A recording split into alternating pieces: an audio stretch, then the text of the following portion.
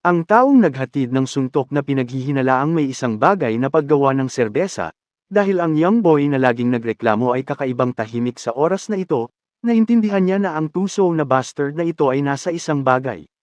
Galit na sinabi ng lalaki. Kung alam niya ang tungkol sa panganib, bakit hindi niya binabalaan ang tungkol sa hindi mapaniniwalaan na plano kanina sa kasong iyon? Mawawala na siya mula sa kanyang paningin. Ngunit ngayon ay inaakusahan niya ang binata na ito na ang walang pasasalamat na bastard na hindi pinahahalagahan kung ano ang nakuha niya. At nakatayo sa mahusay na mandirigma na si Chin Li. Lumalim lamang ang mga problema.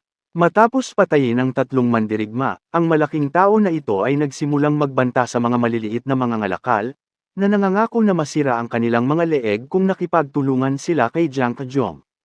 Mula sa simula, may mali. Walang krimen na tila lumikha lamang ng hitsura ng pagkakasunod-sunod habang hindi pinapansin ang mga malubhang bahid. Ang tanong ay lumitaw kung bakit eksakto, pinamunuan niya ang ika-18 na kagawaran ng Nokrim. Hindi sila orihinal na ipinanganak upang maging mga ngalakal. Naisip niya, hayaan silang malaman ito para sa kanilang sarili. Si Chin Scotch, hindi mikaye ang mga salitang ito, galit na galit sa kanyang kalaban, inutusan siyang ikulong, sapagkat wala silang balak na umatras mula sa kanilang landas. Tumanggap siya ng isang malakas na suntok sa mukha para sa kanyang mga salita. Nahulog siya, ngunit mabilis na bumangon. Hindi niya isusuko si Shin Scotch, naalala ang kanilang nakaraan, sinubukan na maging mapagpasensya, ngunit binalaan na hindi na niya ito tiisin.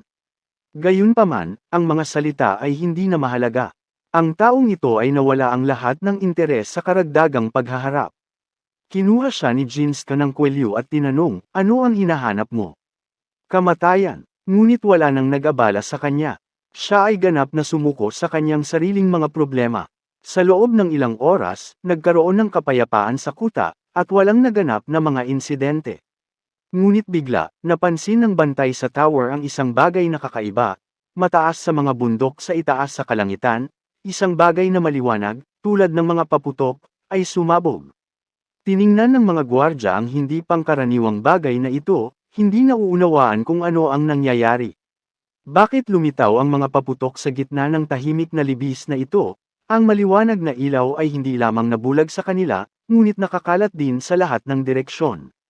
Ang kakaibang paningin na ito ay nakakaakit ng atensyon ng pinuno ng kastilyo. Nanlaki ang kanyang mga mata at halos bumagsak ang kanyang panga. Hindi lang ito maaaring mangyari. Samantala, nagalak si Lee Ryan na matagumpay niyang nawasak ang porma sayon. Nangangahulugan ito na ang mirage ay malapit nang mawala, na inilalantad ang totoong hitsura ng Mount Hanson na nakatayo sa lugar na ito, naramdaman niya ang kanyang tagumpay. Ang pedogram na siya ay nagtatrabaho sa aktibo, pinupuno ang puwang na may mga bagong daloy ng ilaw ng enerhiya. Ang mga paputok ay lumipad sa iba't ibang direksyon, na nag-iilaw sa kalangitan ng gabi. Ang pinuno ng kastilyo, na nakikita ito, natanto na may isang hindi pangkaraniwang nangyayari sa labas. Nag-aalala siya, at nagpasya na agad na suriin kung ano ang eksaktong nangyari. Ang isang battered traidor na may sirang mukha ay bahagyang umawak sa kanyang mga bisig. Sa sandaling ito, ang pagbuo ay nagsimulang bumagsak at ang lakas nito ay hamina. Ang ilusyon na sumusuporta sa pagtatanggol ng kuta ay nagsimulang mag-crack at mawala. Matagumpay na nakumpleto ni Lirayan ang gawain, sa wakas ay itinapon ang ilusyon. Tumingin siya sa kanyang mga kaibigan, nais na magyabang tungkol sa kung paano niya masira ang 13 mga porma sayon ng sabay-sabay, ngunit tumalikod, nakita ko lamang ang mga malubhang mukha. Ang mga young boy ay nagmamadali na, hindi binibigyang pansin sa kanya. Wala ring pinuri sa kanya, dahil ang lahat ay nagmamadali sa palasyo. Mabilis silang tumakbo sa makitid na landas, sinusubukan na maabot ang layunin ng mabilis hanggat maaari. Si Quan, na puno ng kaguluhan, tumakbo pasulong, determinado na pamunuan ang bayani sa Wang Palace, isang tunay na gulat ang nagsimula sa palasyo. Ang mga tagapagtanggol ay nag-aalsa, hindi alam kung paano kumilos. Ang pagkawasak ng porma sayon ay isang malaking pagkabigla para sa pinuno, at hindi siya makapaniwala sa nangyari. Bigla, ang isang pamilyar na silweta ay lilito sa abot tanaw, isang tao na nakakaalam ng eksakto kung sino ang nasa likod ng pag-atake. Ito ay ang parehong uhaw na Panginoon, ang isa na minsan ay napahiya sa kanya sa palasyo ng Bloodsteel, ay lumitaw na ngayon sa kanyang domain. Ang mga salitang ito ay labis na napahiya ang pinuno ng palasyo, na nagdulot sa kanya na kumapit sa kanyang mga kamao na kinakabahan. Mabilis na lumapit sina Ino at Kwan sa pangunahing pintuan. Nang makarating sila sa bakod, hindi sila nag-atubiling atake. Ang kahoy na gate ng kastilyo ay nasira sa isang suntok. Ang mga sundalo na dapat na bantayan ang pasukan ay nahuli. Wala silang magawa dahil sa matalim na suntok. Napanood lamang nila ang walang magawa sa nangyayari, nagulat. Hindi nila maintindihan kung sino ang impyerno na may kakayahang gayong kapangyarihan. Narinig ni Kwan ang kanilang mga natakot na bulong na may isang glint sa kanyang mga mata at ipaalam na siya ang puwersa. Nang makita ng mga mandirigma si Mr. Chie sa harap nila, natakot sila. Ano ang ginagawa ng taong ito sa Hanson?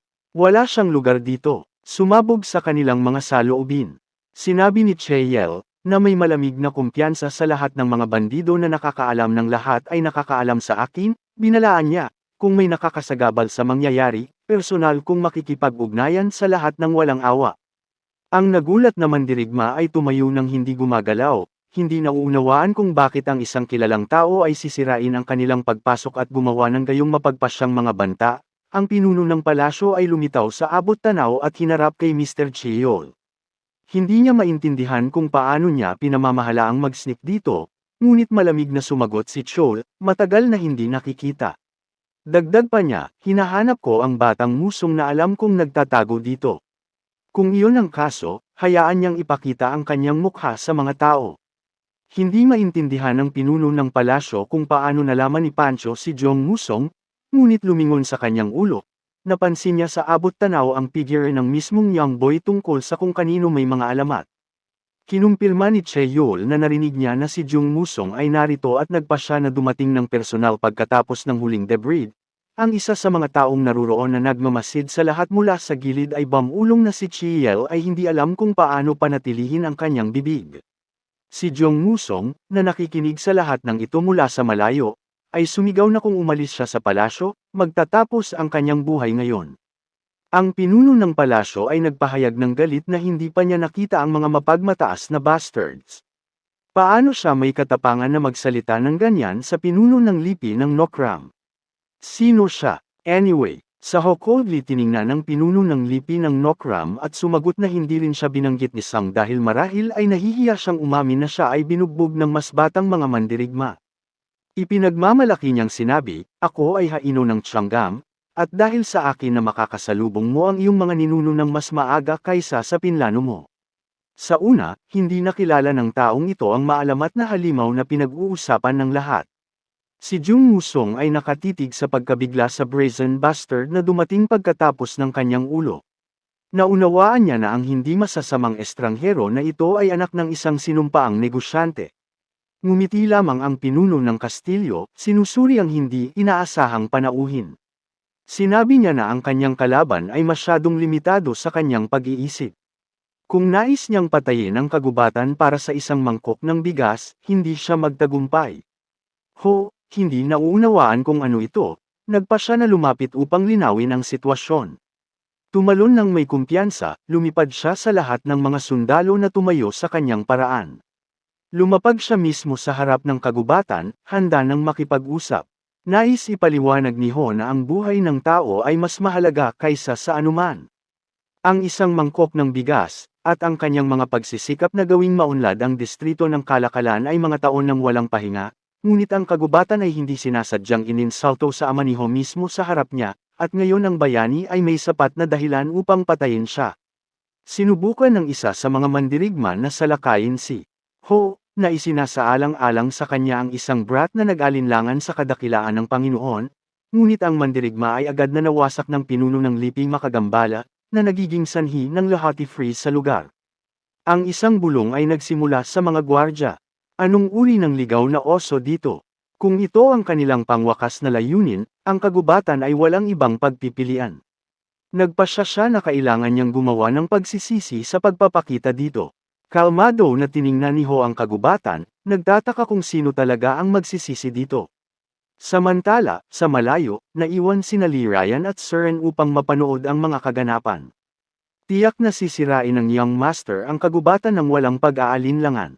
Lumingon si Cern kay Lee Ryan at tinanong, kung ikaw ay isang monghe, bakit hindi mo napigilan ang Young Master? Ngumiti lang si Lee Ryan. Kahit na ako ay isang monghe, ako rin ay isang master-master. Si Cern, na alam na kahit na ang mga masters ng pagbuo ay pinahahalagahan ang buhay ng tao, hindi bababa sa mga monghe, ay nagulat sa kanyang hindi pag-asa. Ngunit inamin ni Lee Ryan na nais niyang ihinto ang Young Master ng daan-daang beses.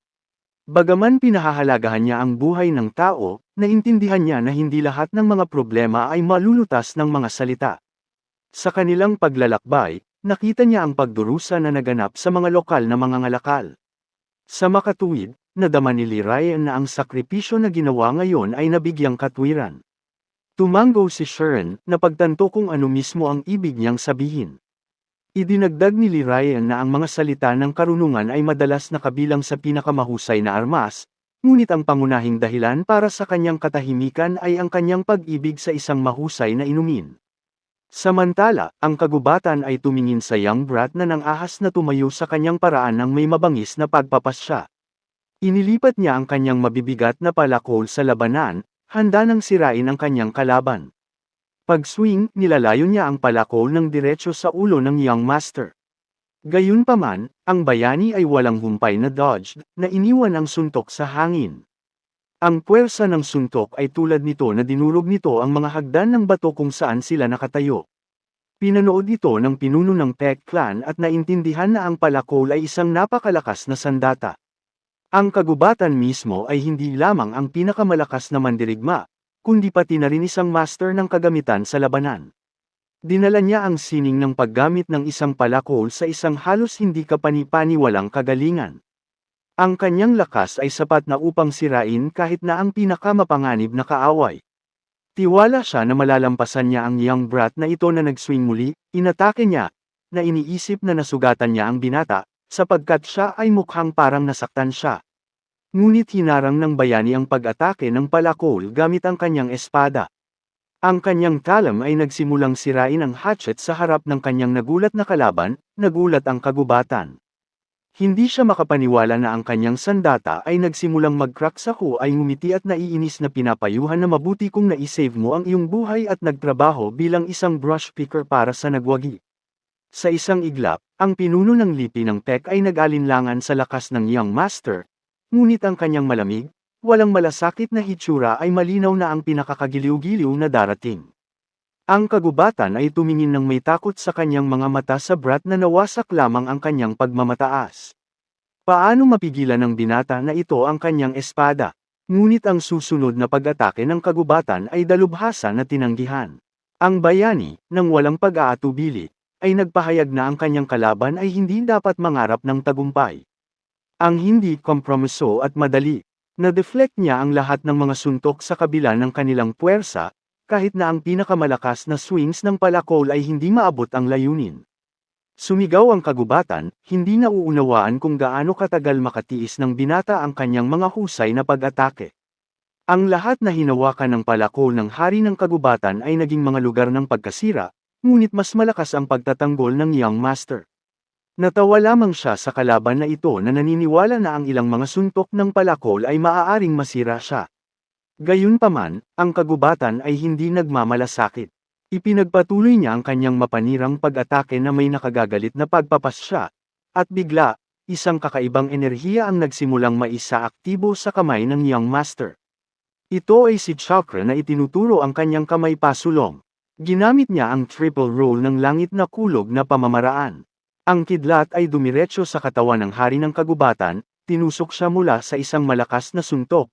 Ang kagubatan ay halos nawala ang kanyang ulo, ngunit sa isang pagsisikap ng kalooban, nilabanan niya ang pagtigil sa kanyang sarili ng isang palakol. Tinanggal niya ang isang landas na sumusubok na manatili sa kanyang mga paa, ngunit ito ay tumagal ng hindi kapani-paniwala na pagsisikap. Hindi maintindihan ng hari ng kagubatan kung paano pinagkadalubhasaan ng batang ito ang isang malakas na pamamaraan tulad ng triple roll ng kulog. Paano magagamit ng anak na lalaki ng isang simpleng mangangalakal ang pamamaraan ng Namgyan clan?